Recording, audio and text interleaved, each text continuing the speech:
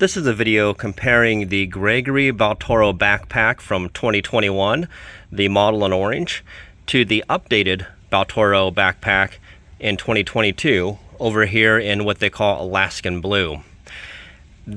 The one on the left, the orange, is a 65-liter pack. The one on the right is a 75-liter pack. But besides that, they're the exact same model of the backpack, and the features between the 65 and 75-liter packs from each generation are the same. But between the two generations, there's some notable differences. First, what do these have in common? They're both very sturdy packs. They both have a great suspension system. They both have many of the same features as well. For example, each of these packs has a zipper access on the outside of the pack that you can actually use to get into the pack itself without having to go through the top if you desire. They both have a stretchy mesh pocket on the front here. Great for storing maybe wet items, extra shoes, etc.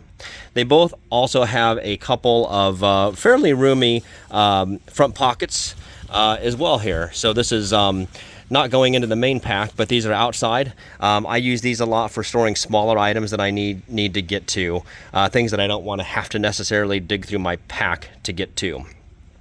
They both have some extra attachment loops on the outside, and they both have separate access for sleeping bags in the bottom.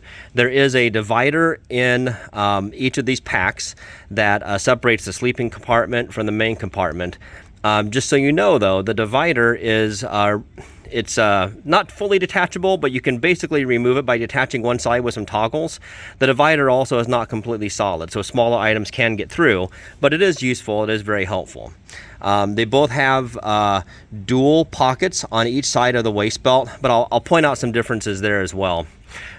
So one thing about the older model came with a hydration pouch / smaller backpack. So I forget what Gregory calls this, but you can see it here. It's a smaller backpack. It's actually got little straps as well, and so it's removable. So there's there's a toggle or two in here that it connects with, and so that is so that you can put your hydration pack in here, your hydration pouch in here, keep it separate from the rest of the pack. But also you can remove this as a small pack for day hiking and such. It's not super sturdy, so I wouldn't necessarily use it in lieu of an actual small day pack on a regular basis, but it's good if you're backpacking and just need a small pack to get through. The newer Baltoro does not have this. It also has a slightly different attachment for attaching hydration packs. So you can see the newer Baltoro has a clip here. This is made for, I think, Gregory's proprietary hydration pack system, but I have a generic hydration pack. It fits on there just fine. There's also a little attachment loop here if you needed to attach a carabiner or something along those lines. The older Baltoro simply uses a standard clip there, so you can, again, attach pretty much any hydration pack that you want. So those are one small difference, I guess you could say, in the construction. I'll tell you that the major difference between these two packs in my mind, and what led me to pick the updated version versus the older version, really comes to a couple of smaller features that some of you may or may not feel are necessary, but I want to point out. First of all, you can see the suspension systems are different. They're both really good suspension systems. They both allow some nice ventilation. The newer one, I feel, has a little bit better ventilation than the older one. The older one wasn't bad, but the newer one is a little bit better.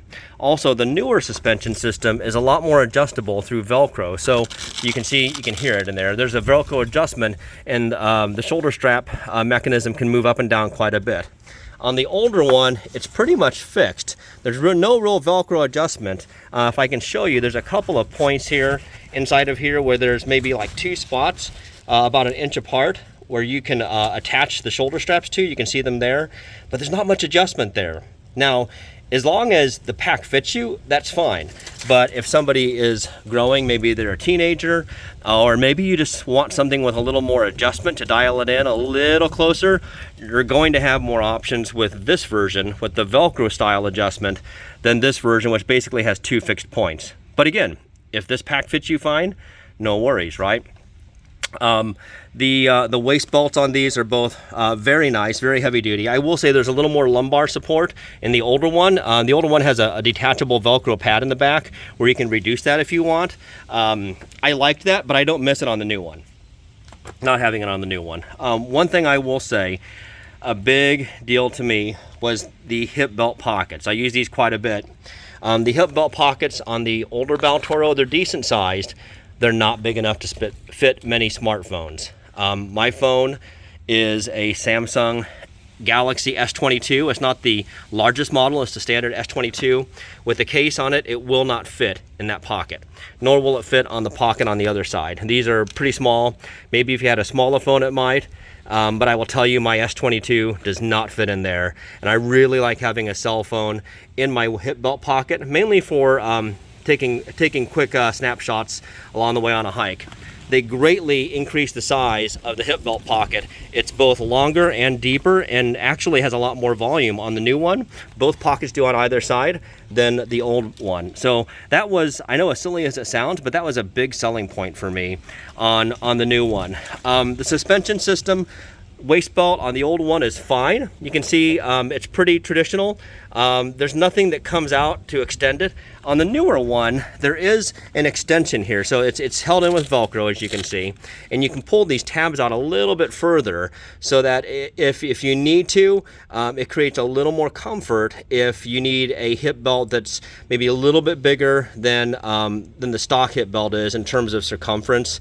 If you want that little extra amount coming out so that maybe the belt and the buckle itself isn't digging as deep into your front, that could be helpful. So that's really the biggest difference that I found between these two, is that suspension system with its adjustability, a little more breathability in the back panel of the new one. Definitely more functional hip belts in the newer one that are larger, deeper, and can fit cell phones much easier. Again, my S22 fits in here fine. Prior to this, I just had a Samsung Galaxy S9 Plus, and it fit in there just fine too. So they're both great packs, but that's the main differences I found between the two. I've done some hiking in this new one. It's really a great pack. Real quick, I just will point out too, I feel like they made some functional improvements to the top of the pack, the brain.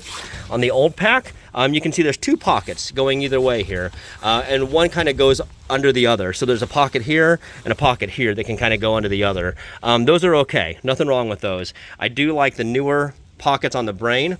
So you've got a pocket, a main pocket that's, I feel, a little more functional in space here on the top, and a smaller pocket as well, where you can keep smaller items. Again, like this is great for car keys and such. I feel like that's a great asset. You got a pocket, a pocket underneath here as well on this one, and a pocket underneath the brain on this one. I will say the older one comes with the rain cover, okay? The newer one does not come with a rain cover, which I feel is kind of cheaping out a little bit on Gregory's part. Great pack still. I picked up a rain cover for like 20 bucks off of Amazon. It should work just fine, but the new one does not come with a rain cover. The old one does. The old one also comes with this little day pack style pack, and also it doubles as a hydration pouch. The new one does not. So some small differences. You may see that I added something on this one. Osprey has a stow on the go system for trekking poles that I really love. Gregory doesn't have that, so I built my own using some clear vinyl tubing from actually I think it was one of the home stores or a pet store I found. It's aquarium air tank line. I got some lock laces, so some elastic non-tie laces. I fixed it here with some just some tying off and some locking of the laces, and I fixed something here as well, made something similar to Osprey's system so I can carry my trekking poles, stow on the go, similar to how Osprey's system provides. So I hope you enjoyed this review. I hope it's helpful. If you have any other questions, please leave them in the comments. Thank you.